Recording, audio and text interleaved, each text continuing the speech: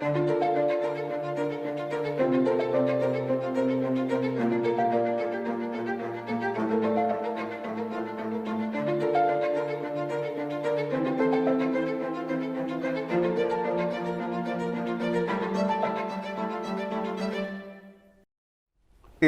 27 de mayo de 2006, el contador y empresario Hugo Naranjo fue sorprendido por dos sicarios que entraron a su oficina, lo golpearon brutalmente, le dieron 5 balazos en la frente, en el rostro, en el cuello, en el pecho y en un brazo.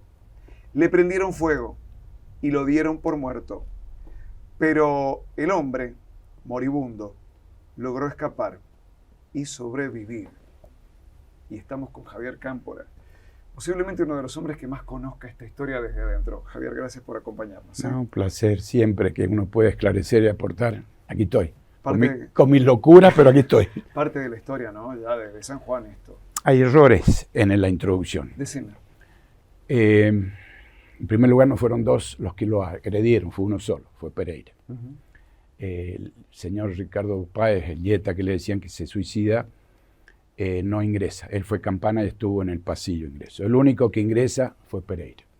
El Yeta entró a la oficina hasta el pasillo. Exactamente. Claro. Fue un pasillo de 50 metros, Sí, no estamos hablando de una cuesta chica. Y él estaba en ese pasillo que iba y venía para ver si venía algo.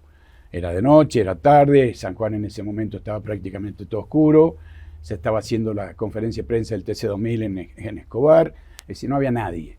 Precisamente, bueno, los chicos que van y lo encuentran venían de haber visto esto. No eran periodistas, eran y después llaman. Claro. Eran dos chicos, una parejita, que cuando ven se asustan con este hombre todo ensangrentado, que está sentado y pide ayuda, pero estaba plenamente consciente y estaba sano intelectualmente. Y no estaba quemado, esa es otra aclaración que quiero decir. No, claro, digo, le prendieron fuego a la oficina. La historia fue así. Entró, lo hizo pasar Naranjo, porque estaban hablando y tenían contacto siempre. Naranjo se sentó, porque él siempre trabajó hasta horario increíble. Los horarios de él eran totalmente diferentes. Se sentó en la computadora y desde atrás, mientras él estaba sentado en la computadora, le dispara. Directamente, ¡tum!, acá. Javier, ¿entraron al despacho porque estaba abierto o forzaron una cerradura? No, él les abre y los hace entrar. Porque él los conocía. Claro, y lo hace entrar a Pereira. El otro se queda afuera, que no quería que lo viera, no quería que se identificara, o sea, se ocultaba. Lo hizo entrar, estuvieron hablando, o sea, se sentó mientras iban hablando, se puso a hacer lo que estaba haciendo mientras estaban hablando y de repente, ¡pumba! ¿El primer disparo dónde le impactó? Acá, En la nuca. en la nuca. 1 milímetro, más lo mata. No lo mata. Cuando él siente el disparo, se levanta y empieza a pelear. Pelea, va, viene.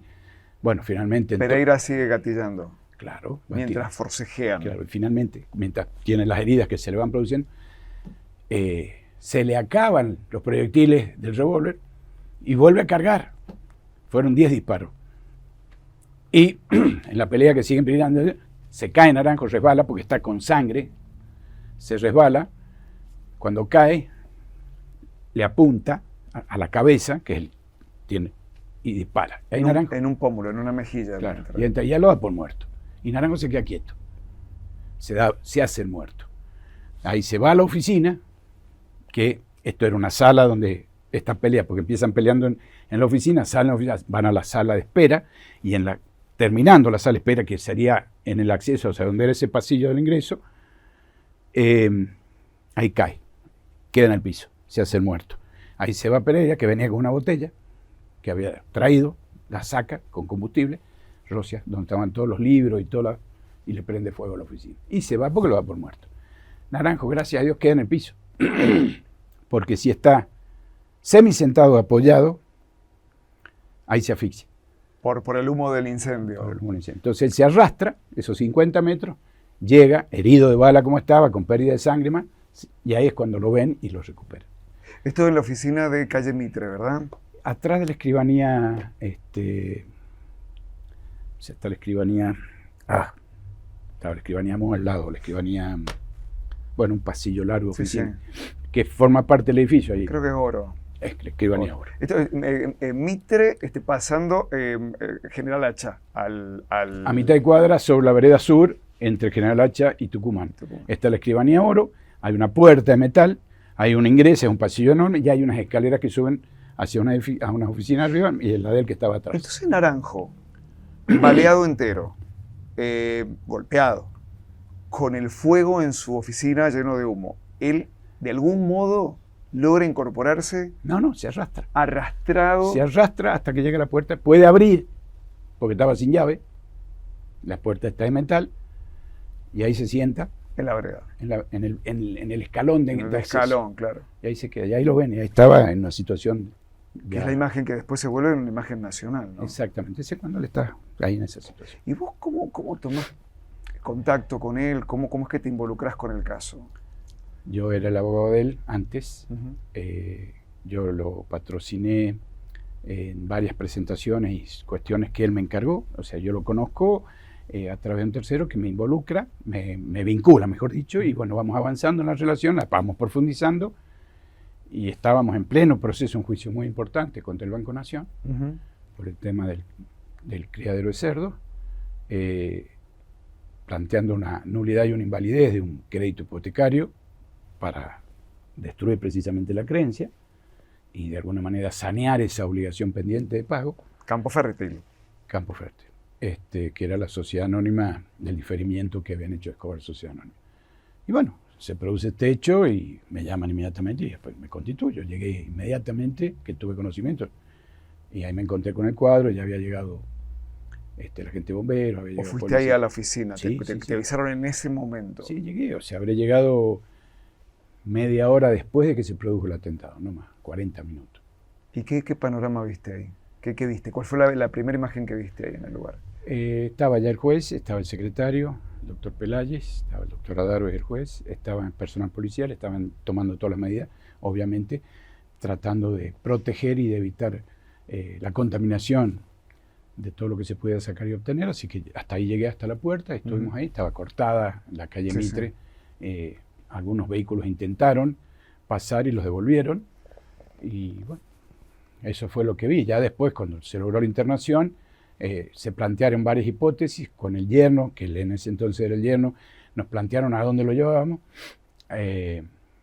y se terminó tomando la decisión de que fuera al Instituto Médico, y ahí quedó internado y se lo revisó, pero nunca estuvo en terapia intensiva ni nada. Él estuvo plenamente consciente, estuvo con una situación de gravedad ante el ataque y la barbarie del ataque, la violencia del ataque, pero su vida nunca estuvo en peligro. ¡Qué locura! Nosotros, salían o sea, insisto, de todos los proyectiles tenía alojados, creo que 5 o 6 tenía, de esos 10. Sí. Uno que se hubiera movido un poquito más, moría. Significaba la muerte. Y no le tocó, no era el momento de él.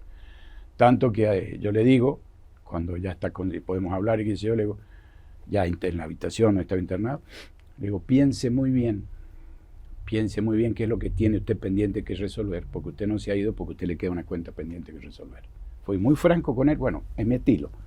Siempre he sido muy claro y muy duro en mis cosas, hay mucha gente que no le gusta. Javier, ¿cómo fue tu primera charla con él, digamos? ¿Cómo lo encaraste? ¿Y en qué contexto fue esa primera charla que tuviste vos con él, ahí en la internación?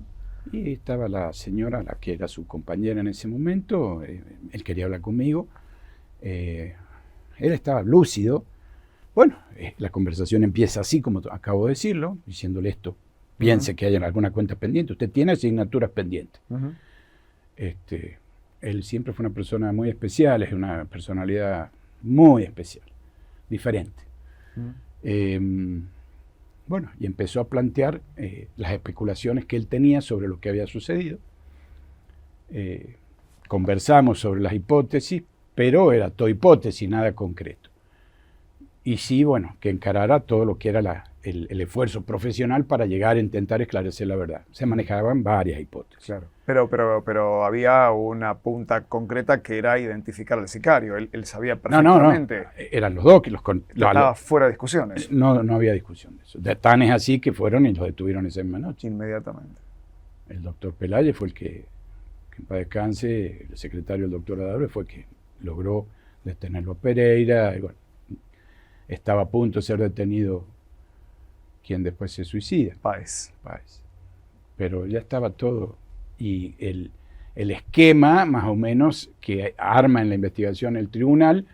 Yo voy tomando conocimiento después, incluso advierto algunas diferencias de opinión, pero quedó el trabajo de la investigación, la tenía el tribunal, la llevó adelante en base a esas hipótesis y siguió adelante con toda la situación que se fue planteando jurídicamente dentro de la causa. ¿Entendés que la causa se instruyó bien? Yo tuve mis diferencias cuando se dicta la falta de mérito, y porque yo nunca creí que fuera Fornaciari el litigador. Nunca estuve de acuerdo. Naranjo sí. Naranjo él pensaba que era Fornaciari. Sabía que algo cercano a Fornaciari estaba dando vueltas, pero yo no tengo presente que haya sido el instigador. Sí tenía presente que había habido una intervención de gente que trabajaba con él, que llegó al lugar después de producido, donde estaba la fiesta que se estaba haciendo, y donde, en definitiva, no se hizo lo que se debía hacer, que era poner en conocimiento de la policía que había pasado, porque yo nunca dije que fuera el instigador, nunca estuve de acuerdo que fuera el instigador, pero fue la idea del tribunal y como calificó la conducta el juez, tanto que cuando termina el juicio y se logra la condena, la logramos con el doctor Falcón, que en paz descanse el Nito, pedimos en el alegato que se investigaran delitos que no habían sido investigados. Y el tribunal acogió el planteo y ordenó que se investigaran otros delitos que fueron derivados al juez que estaba en turno y que no investigó y que los dejaron ahí. Y quedaron ahí porque había mucha presión. Ya se jubiló el magistrado que tendría que haber investigado, no lo hizo, hace ya un tiempo. Y bueno, eso quedó en tierra de nadie. Y hay que hablar del vínculo societario, empresarial, laboral entre Naranjo y Fornaciari, ¿no? Eso es parte constitutiva de esta historia. ¿Cómo puedes describir ese vínculo? ¿Cómo hay que entender ese vínculo? A ver, cuando yo empiezo como abogado, tengo una versión, que es obviamente la que me cuenta Naranjo, Claro. demonizándolo a Fornaciari, por una historia de muchos años, no reciente. Una historia vieja, pero vieja, donde él tenía una animosidad muy grande con Fornaciari. Y esto arranca con la quiebra de Coprosar, que cuando le liquidan en el proceso del quebranto, esto me lo contaba él, está la posibilidad de levantar la quiebra, el concurso en ese momento, con la venta de la propiedad del depósito, donde vivía Fornaciari cuando detenido. Le pide si se la puede comprar mejorando, o sea, una situación, o se la quiere vender. Bueno, hay una negociación que fracasa y que le dice que no. Y después uno de los el adquirente es precisamente quien no le quiso comprar a él. Y ahí había quedado que no sé cómo lo zanjaron, pero no lo sacaron nunca, porque después Fornaciari lo lleva a trabajar con él, a la firma, a Ford, en el tema de Escobar, con todo el tema de planes de ahorro, logran que la empresa sea una de las más importantes, si es que no fue la más importante en la gestión de 20 planes de ahorro. Aparece este diferimiento, también lo lleva allá, o sea, era hombre, pero ahí adentro había un mar de fondo que... Ahora, perdón, esto es rarísimo. Se llevaban muy mal y se habían reencontrado y se habían entendido de nuevo en los negocios. Nunca profundicé esa historia, porque era para mí una cuestión que tampoco la entendía. Yo no podía, racionalmente no me entraba en la cabeza. Y bueno, finalmente viene el problema que se plantea con el campo, que a mí me encargan este tema que explicaba de tirar abajo ese crédito. Yo hago la demanda, denuncio que hay una serie de anomalías, notifico la demanda, porque en esa demanda va contra el Banco Nación y iba contra Fornaciari también. Llega la notificación a la casa, yo no sabía que él ya no vivía en su casa, y la señora, la que era su señora, recepta, y en la narración de los hechos que yo hago, de acuerdo a lo que se me había informado, y de acuerdo a la documentación que tuve en mi poder, se produce una crisis intrafamiliar, se agudiza la crisis intrafamiliar. Y esto es lo que se decía que podía ser el detonante que había gestado todo lo otro. Yo siempre tuve mis reservas sobre ese tema, porque era una historia que no era una historia de relación de buenos amigos, por lo menos en mi forma de ver lo que es la amistad. Vamos a seguir hablando, sondeando lo que pasó el día que balearon a un empresario sanjuanino y logró sobrevivir. Ya volvemos.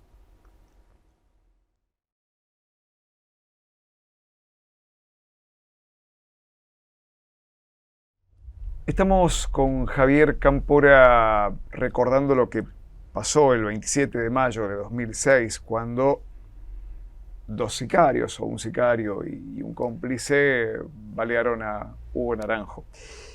Ese sicario, apodado el Pajarraco Pereira, finalmente llegó a juicio, se lo condenó a 17 años. ¿Fue una condena justa? Supongo que al criterio del tribunal sí.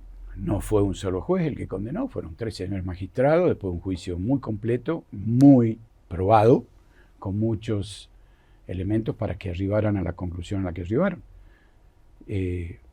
Yo creo que no nos podemos olvidar que no fue un homicidio, fue una tentativa. Claro. Frustrada, agravada, pero fue tentativa. Yo creo que la pena, los jueces fueron más que coherentes, fue una condena dura, como debía serlo, ejemplificadora, como lo fue, pero yo no tengo críticas, e incluso en la sentencia ordenaron la investigación de estos otros hechos que yo hacía mención. ¿Hechos como cuáles? Porque mencionaste, lo dejaste como título. ¿Cuáles son los hechos que vos pediste, que pidieron con Nito Falcón que se investigaran aparte? A ver, yo prefiero, dado que no se investigaron, que busquen la sentencia y lo digan, porque si soy yo el que lo dice, en esta ciudad tan especial en la que nos manejamos, va a venir el efecto que todos estamos acostumbrados, va a venir la eventual revancha. Se ordenaron que se investigaran 3 personas y 3 hechos ilícitos. El juez que tomó la causa no lo investigó, pero la sentencia lo dice. ¿Te acordás del juez que era responsable? No voy a hablar porque también se retiró. ¿Tenés amnesia?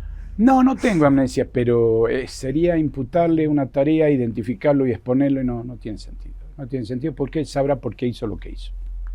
Uno en el Poder Judicial aprende tantas cosas que suceden y he visto cosas que son más que criticables. Entonces, a lo mejor él pasó por alguna de esas cosas criticables y no pudo hacer quizás lo que quería. Y le dijeron que no lo hiciera. Una de las dudas es por qué no lograron matar a Naranjo, ¿no? Digo, ¿qué fue? ¿Si fue una cuestión fortuita o hubo algún error logístico? Falta de profesionalismo. Mira, quiero que lo escuches a un perito balístico, Diego González se llama, perito balístico, lo hemos consultado. Mira lo que dice respecto de la conservación de las balas. Cuando utilizamos cartuchos en mal estado en un arma de fuego, esto puede producir en la misma que, primero, que sea la deflagración débil, entonces la ignición de la pólvora es débil y no tiene la fuerza suficiente de expulsar la punta o bala que en ese momento se está transformando en proyectil. Se puede quedar alojado en el cañón o puede salir expulsado con muy poca fuerza y a muy poca distancia cae prácticamente el efecto de las estrías, no van a lograr una trayectoria importante, sale con muy poca fuerza y los daños que pueden producir son mucho menores de los que están en tablas mencionadas por los fabricantes. Yo tengo otra opinión. A ver. Se dijeron muchas cosas en el juicio, pero voy a repetir lo que dije al comienzo. Una de todas las que ingresaron, se movieron 1 milímetro, tenía efecto letal. Fue una cuestión de que no fue al lugar donde tenía que ir, porque la bala salió, la bala penetró, la bala hirió, cada una. Sí, sí. Y bueno, no estaban bien. Yo creo que en el momento del forcejeo, en el momento de la lucha, en el momento de los nervios, en el momento de toda esta pelea que tiene que haber habido, no tuvo la capacidad, los nervios, vaya a saber qué estaba pasando esta persona, para producir el disparo que generara la muerte. Porque tuvo 2 de todos los que tiró. El primero, que quedó a milésima, y el último. Claro. Claro, el de la Los nuca y el del rostro. Y no entraron con los nervios, me imagino el último lo que fue. O sea, yo creo que se especuló que las balas eran viejas, que estaban vencidas, que, bueno, de hecho apareció un arma en lo que era el Colegio Nacional al tiempo, que pedimos que la incorporaran y después no sé qué pasó, porque nunca logramos que se incorporara.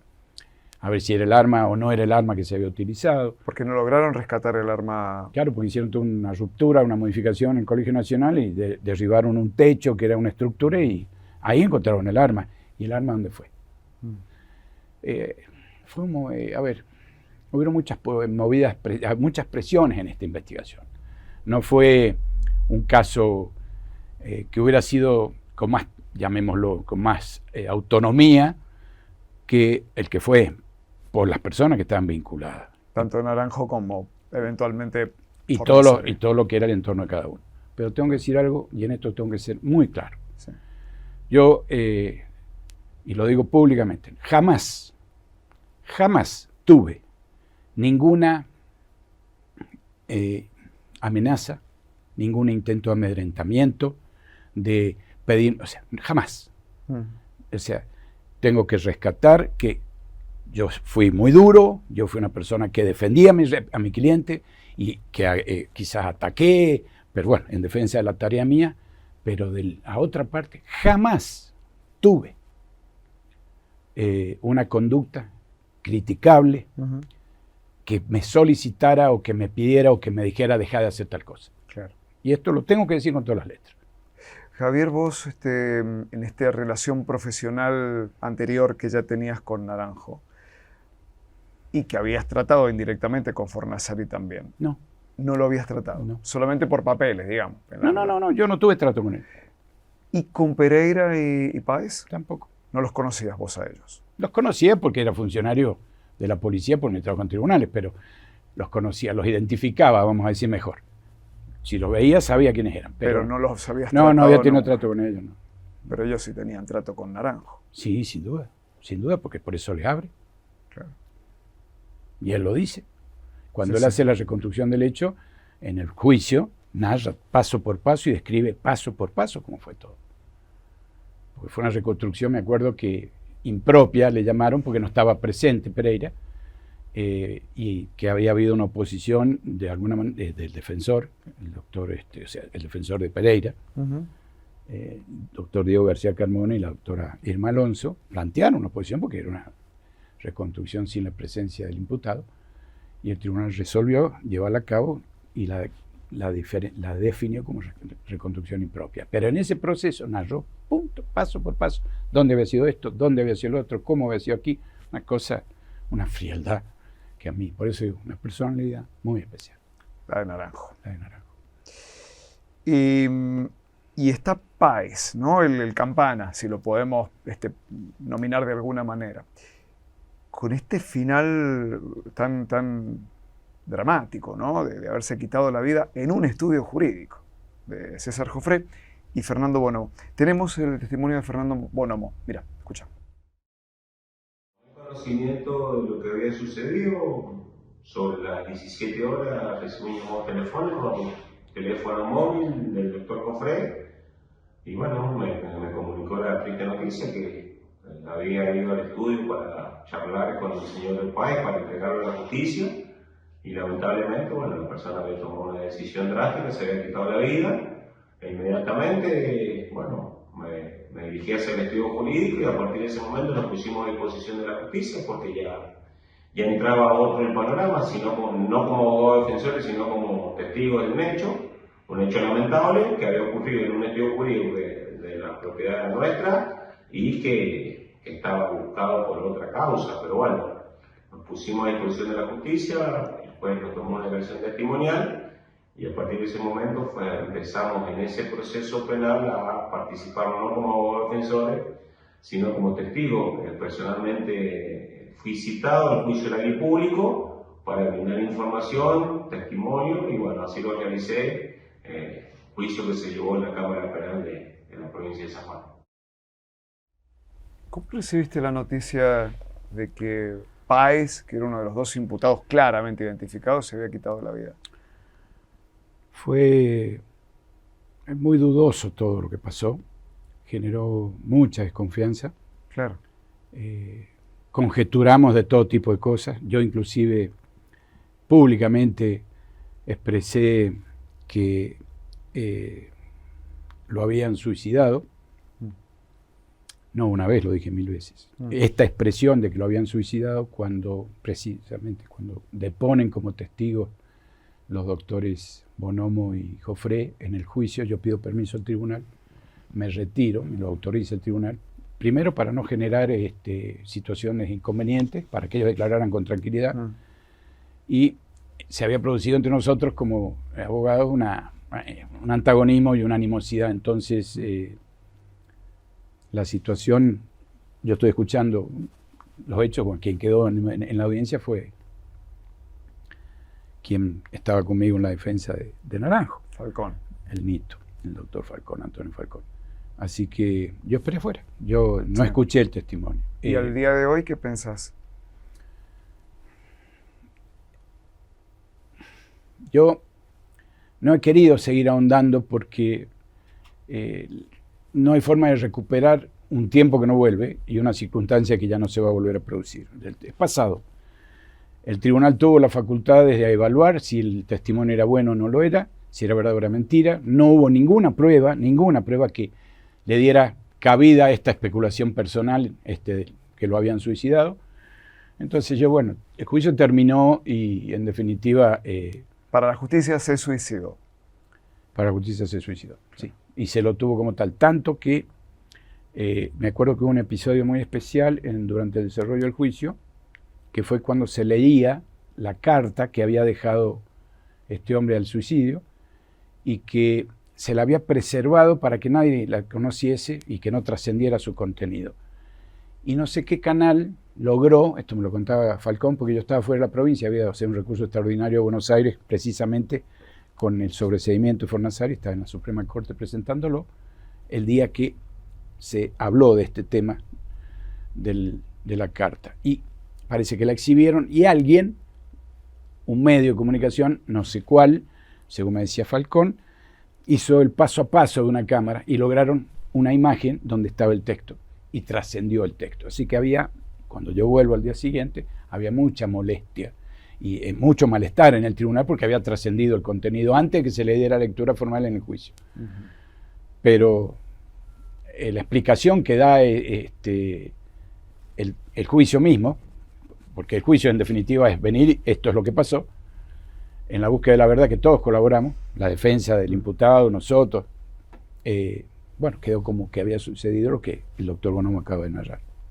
En este otro tramo que te voy a proponer escuchar a continuación, Bonomo, como abogado penalista con experiencia, repara en un dato que le llamó la atención cuando tuvieron la entrevista con Páez, y Páez va y les pide ayuda como abogados.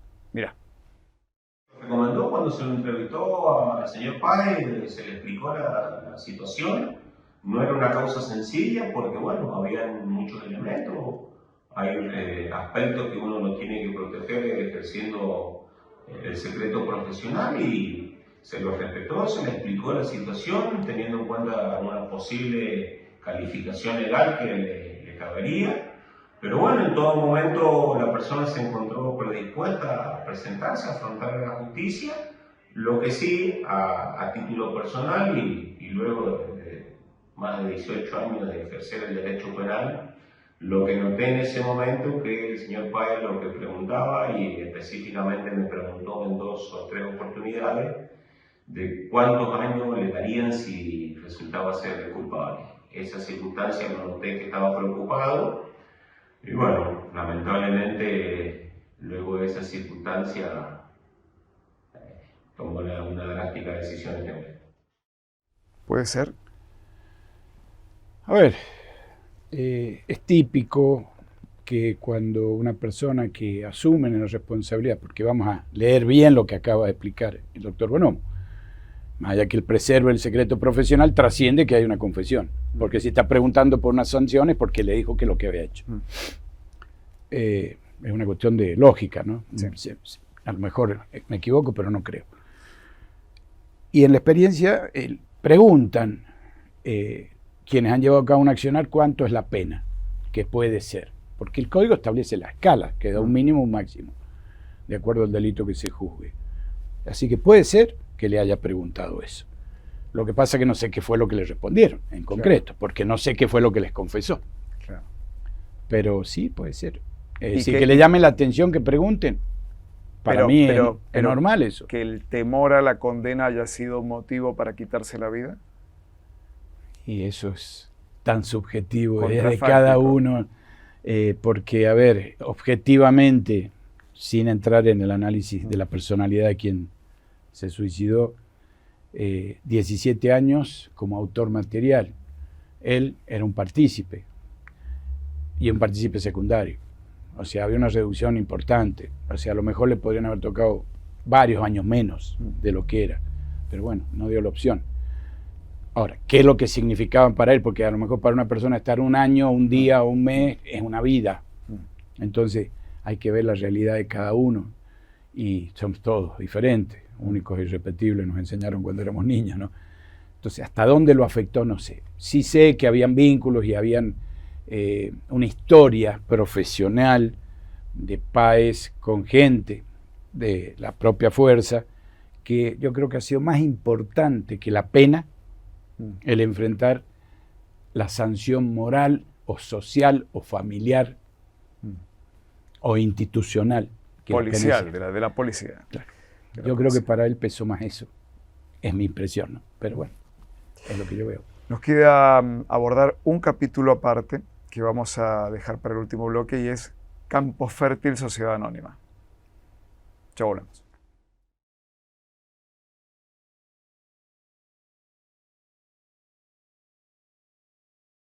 Estamos con Javier Cámpora, el abogado que asistió a Hugo Naranjo desde el momento inicial en que sucedió el atentado. Fue un atentado, claramente, allá en el año 2006.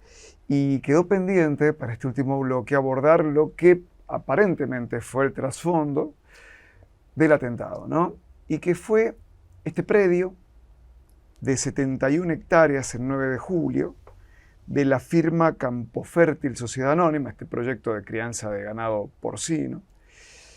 Y la pregunta es si Naranjo, como en algún momento trascendió, se quedó indebidamente con ese predio, con ese terreno, y si eso pudo haber sido el móvil de una vendetta. Vamos a empezar al revés, vamos a invertir el orden de las dos preguntas. Yo creo que no fue el móvil. Yo creo que no. Yo creo que fue esta historia que yo conté. Que es mucho anterior. Es la demanda que llega a la casa y que explota una historia y que viene de muchos años, todo esto. Esta mala relación entre los dos. Yo creo que es otro. Pero por eso digo, y yo creo que él no instigó a nadie. Sigo diciendo que Fornesari no fue. No, instigador no fue. Estoy convencido. El juez entendió que sí. Bueno, él calificó. Yo soy abogado y era abogado del otro sector. Yo lo dije siempre. Tanto así que por escrito se lo dije al juez. Sí. La conducta de él es otra, y que pedí que se lo procesara por esa otra conducta, y el juez me dijo que no, porque ya había sido sobreseído por la anterior. Le digo, este es otro hecho, es otra conducta, así que tanto, que fue una de las cosas que acogió la Cámara en la sentencia. Pero bueno, otras cosas. En cuanto a al predio Campo Fértil, eso era un diferimiento que estaba en una situación de, según decía Naranjo, por supuesto. Yo voy a repetir lo que se me informaba. Yo no soy auditor, no soy contador, no sé hacer todo eso porque aprendí gracias a los profesionales que me enseñaron muy bien en el Banco San Juan, siendo síndico. Pero en este caso concreto, la versión era que se había vendido a un grupo empresario de Buenos Aires, el diferimiento, y que en la venta, después de la venta, se había producido un vaciamiento de lo que eran las existencias, y que había quedado prácticamente el predio, que además estaba endeudado con este crédito que yo estaba tratando de hacer caer. Entonces era una situación de tratar de salvar un negocio que era potencialmente bueno y que él lo veía con posibilidades de crecimiento y desarrollo, porque había un vaciamiento y un desinterés por parte de quiénes eran los que figuraban como propietarios, que era la sociedad. Siempre se habla de quien administraba la sociedad como el responsable, pero en realidad era la sociedad Escobar, no era la persona que la administraba. Claro. Y el juicio que yo hago es precisamente por esta invalidez de este título, donde se obliga y se compromete. Naranjo estaba como administrador. Sí. Él era quien llevaba adelante esto, y como él tenía conocimiento de la temática, porque es un tema muy específico, él estaba ahí. Y bueno, en su particular forma de ser y en su forma de llevar adelante el emprendimiento, el que lo llevaba era él, porque, insisto, el emprendimiento, en la versión que él me dio, estaba abandonado, habían sacado todas las existencias de animales, lo que había quedado era un predio con instalaciones, pero él lo había hecho reflotar a través de esta gente que había venido a Buenos Aires, que había comprado eso. Era una compra, un diferimiento. Bueno, en la evolución, en un momento determinado, él me pregunta si él puede comprar eso. Y yo digo que sí, ¿por qué no va a poder comprarlo? ¿Cuál es su, ¿tiene alguna inhabilitación, algún impedimento? No, me dice, no tengo nada. Bueno, y me explica que en definitiva los titulares son terceros.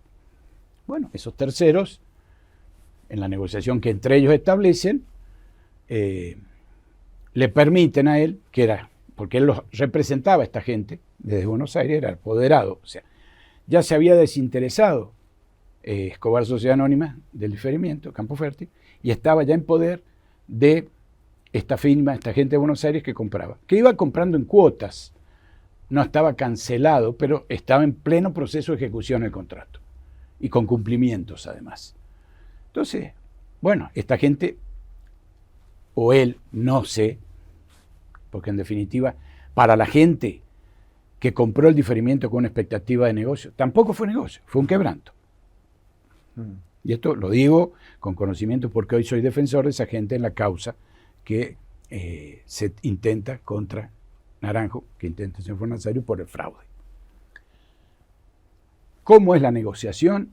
No lo tengo claro, pero se logra que quien tenía representación, pero no tenía facultades para vender, la gente que no le había dado esas facultades, le da en una reunión societaria las facultades. Con esas facultades, él actúa en representación de esta gente, de acuerdo a las facultades de ley, y actúa por él mismo. Entonces hace lo que se llama la autocompra o la autoventa, que jurídicamente yo entiendo que no es un hecho irregular. O sea, Naranjo termina vendiéndose y comprándolo. O sea, Naranjo actúa en representación de los que habían comprado, que todavía tenían que pagar, Sí, sí. y se vende al mismo, en un precio que aparentemente es vil. Ahí es donde aparece Los famosos 200 millones. el tema de que habría una situación irregular, que es la que investiga el tribunal. Yo tomo intervención como defensor de él en el momento que empieza esta denuncia, planteo lo que estoy diciendo e incluso pido la prescripción, y por 3 días no da el plazo de prescripción del hecho ilícito, los 6 años, para que la causa se caiga, porque no había habido posibilidad. Y me pongo a evaluar y efectivamente eso estaba ahí. Pero sigo siendo, porque se los vincula en una supuesta asociación a quienes como dueños le dan en la autorización como que formaban parte y habían pergeñado este negocio. Yo no sé hasta dónde van a pergeñar negocios si ellos estaban, en definitiva, no sacando ningún rédito, ningún beneficio. Y además estaban con una realidad, porque quien manejaba esto era él. Y tanto es así que en su calidad de dueño, después les vende a gente que vienen de Reconquista, provincia de Santa Fe. Y no le da ninguna participación a esta gente. Ninguna. ¿Cuál era el vínculo de Fornasari con Campo Fértil? Y bueno, era el representante administrador de la empresa que había obtenido el diferimiento. Entonces, era quien manejaba las dos cosas. Era la cabeza, por hablar en lenguaje cotidiano, no me acuerdo exactamente el cargo que desempeñaba, pero el gerente de una sociedad de responsabilidad limitada, quien la representa. Bueno, era el gerente o el gerente de un banco. Era el gerente y era el gerente. Y lo había puesto este hombre. Y después, cuando se vende en la operación que se hace la venta a esta gente de Buenos Aires, ya esta gente lo reemplaza y él sale. Claro. Y queda Naranjo y termina... Y esta gente de Buenos Aires. Y esta gente después lo autoriza que venda. No le dice aparentemente que iba a ser autoventa, pero finalmente materializa esta autoventa. Pero él actúa en doble carácter. Ahora, para vos esto no tiene nada que ver con el atentado. Para mí no. Nada que ver. Para mí no. Si había alguna relación con el nombre y la empresa, es cuando se destapa esta historia de lo que yo acabo de contar, de que se había producido el vaciamiento y el endeudamiento. Pero no es la búsqueda de quedarse con eso. Posiblemente la pregunta más apropiada sea si para vos el móvil fue económico, el del atentado. No. Esa era la pregunta. Hablando entonces. en criollo, fue una calentura que no la pudo manejar. Pero no es el instigador. Él no es el instigador. Y está bien sobreseído Fornasari como instigador. Esa era otra pregunta, ¿no? Porque Fornasari estuvo detenido. Sí. Y finalmente la Corte de Justicia le revocó y lo terminó liberando. Claro, porque, hay una falta de mérito que decreta la Corte diciendo que no estaban dados los elementos como para que se produjeran incriminación los términos que estaba dado. Que es lo que era lo que vos habías dicho. Ante esa situación, el juez hace lugar y se pronuncia con el sobreseimiento. Inmediatamente llegó la petición diciendo, y me dicen que no, por el non bis in idem, que nadie puede ser juzgado por el mismo delito. Le digo, acá no hay triple identidad. Acá hay un hecho, pero tengo conductas distintas y no hay identidad. Es totalmente distinto. Bueno, tanto que la Cámara, cuando ordena que se investiguen los delitos, que no se habían investigado. Pero quedó todo ahí. Pero no. Un tiempo después se dio vuelta la taba. Digamos, hoy Fornasari es demandante. Sí. Sí, yo ya no soy abogado de Naranjo. Naranjo no está acá, se fue del país. Dicen que estaría en otro país. Yo tengo la seguridad de que sí está en otro país. No en otra provincia. Pero ya es un tema que a mí no me compete. Sí estoy intentando, respecto de los que eran los dueños, que también fueron defraudados, que se han excluido y se sobresea la causa, está en la Corte en este momento demorada por los planteos que ha ido haciendo el defensor de Naranjo, que dilata la posibilidad de que enfrentemos la situación. Pero yo sí tengo la seguridad que está prescrito en lo que respecta a lo mío, porque el hecho jurídico, el acto jurídico societario que permite que él tenga la posibilidad de la autoventa es anterior. Y acá faltaron 3 días, y acá fue varios meses antes. Claro. Cada uno ha tenido sus percepciones de este hecho tan conmocionante, confuso, desde distintos aspectos, ¿no? Ariel Petruccelli es un periodista de policiales, de noticias policiales. Mira cómo él lo recuerda y cuál es la perspectiva que él propone. Lo que más me sorprendió de este caso es que la justicia no pudo determinar finalmente quién fue el autor intelectual de este ataque, más aún teniendo en cuenta que Hugo Naranjo señaló directamente al empresario Eduardo Fornasari como ser quien lo mandó a matar. En este hecho hubo 3 causas, de las cuales una sola tuvo una resolución y fue la condena a Agustín Alejandro Pereira, más conocido como el Pajarraco, un ex comisario, quien había efectuado los disparos y él sí fue condenado a prisión. Eduardo Fornasari, luego de pasar 1 año y 1 mes en la cárcel, fue liberado y absuelto en este caso. Recordemos que también hubo un policía de apellido Páez, quien solamente habría estado presente en el lugar del ataque haciendo de campana de quien iba a cometer el atentado. Páez fue encontrado muerto en una oficina contigua a la de un estudio de abogados al cual fue a pedir ayuda y según contaron estos abogados, le habían sugerido a Páez que se entregara a la justicia. Cuando Páez se quedó en este lugar esperando a que lleguen los abogados para acompañarlo a entregarse a la justicia, los abogados lo encontraron colgado del cuello, sin vida. Te vi hacer varios ademanes. Ahí tenés algunas observaciones respecto de ese relato. No, lo que pasa es que escuché que habían habido 3 causas y que solamente una terminó. Y no sé cuáles son las otras 2. Supongo que deben ser las consecuencias que vinieron después, que es la acción civil que intentó Fornazzari para ser reparado económicamente, y la otra es esta causa que estábamos hablando. Pero como no están mencionados, voy a emitir una opinión que no tiene sentido. Los hechos, bueno, los ha contado.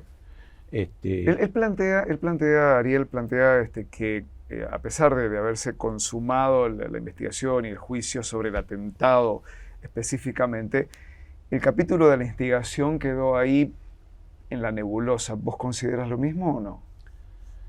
Yo tengo la convicción de quién fue el instigador y el ideólogo. No lo voy a decir porque no se lo investigó. Siempre lo tuve claro y coincidía conmigo, absolutamente, el secretario que llevó a cabo la investigación, el doctor Pelayo. Pero la decisión del magistrado fue otra. Y ha sido claro. Fornazzari no instigó. Sí. Ahora, entonces, para la justicia, efectivamente, y a modo de conclusión, el capítulo de la instigación hoy sigue siendo un misterio para la justicia. Es una muy buena pregunta. Yo sé que no es un misterio, pero no lo van a investigar, que es distinto. Bueno, a mí me han enseñado que lo que no está en el expediente no está. Está claro. No existe, digamos. No. Lo que puede haber, pero voy a hacer una opinión que puede generar después una responsabilidad. Pero lo que puede haber hecho criticable o cuestionable Fornazzari no es lo que se lo acusó. Y en eso tenía razón.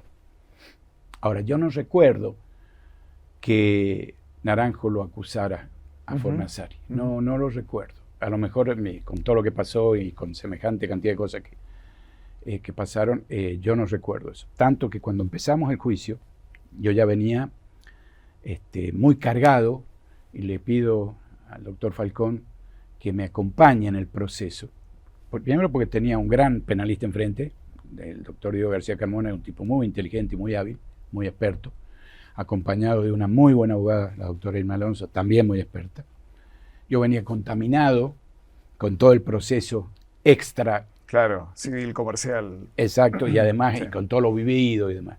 Entonces lo busco a Nito por su frescura, por su personalidad, por su capacidad de confrontar y de plantear las cosas sin ningún tipo de pudor, por llamarlo de una manera, o sea, sin tener esta actitud sumisa de su señoría y que... No. Entonces le digo, mira, necesito tu frescura. Y bueno, se subió y de hecho en el alegato él es durísimo con Pereira, durísimo. Me sorprendió la dureza con que, y mirándolo, que estaba presente, como pidió su condena.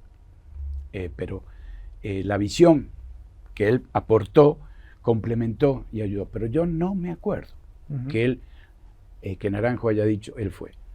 En ese momento era tanto lo que pasó, era tan la vorágine, era tan la presión mediática, era la búsqueda de información, y había muchas cosas que no estaban del todo claras, pero hoy puedo decir, tranquilo, con el tiempo, ya con la mesura que no me caracteriza,